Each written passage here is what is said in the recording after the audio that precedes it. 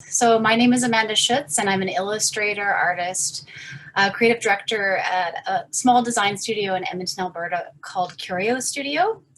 I do love creating narrative work in my illustrations, and the Tapestry 2030 project gave me the unique opportunity to explore how to tell the story of a podcast episode through digital illustration. To begin the project, we actually had to do a little bit of work to do some overall branding for Tapestry 2030, which is kind of challenging since I hadn't even listened to a single episode yet. But we did a lot of brainstorming and collaborated in discussions of common themes for the podcast. So what you're seeing on the screen right now is some of the initial sketches that I created for the overall look. And I also started exploring what the color palette for the podcast would be right at the beginning as well. But with the branding itself, I wanted it to feel bright, colorful, and energetic.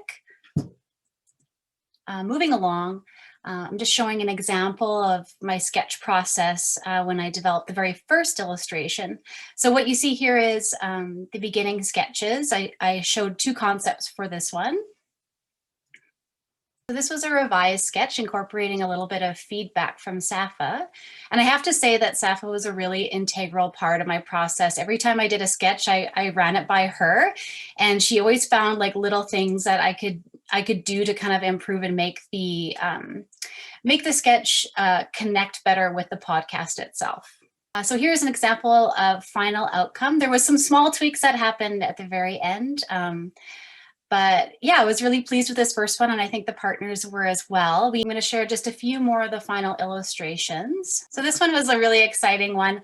I was able to make some small tweaks to the front characters, and I was able to incorporate some pattern work into this illustration that some reference photo was provided to me for that. Did you notice any common themes or threads, as we might say, emerging as you were working through this process? Well, one thing I noticed right at the beginning is that it felt very important to ensure that each participant felt seen in the illustrations.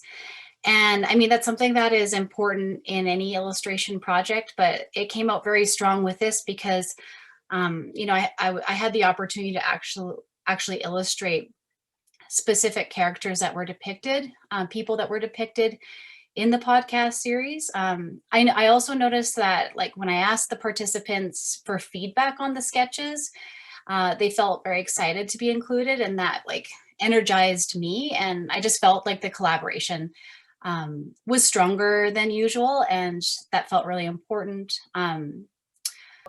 I had the opportunity to receive like specific photo reference from each organization, including but not limited to patterns, locations, style of dress, plant and animal life, etc. So while I do my own research online, I don't think I would have really been able to fully capture those details in each illustration without the participants sending me specific imagery.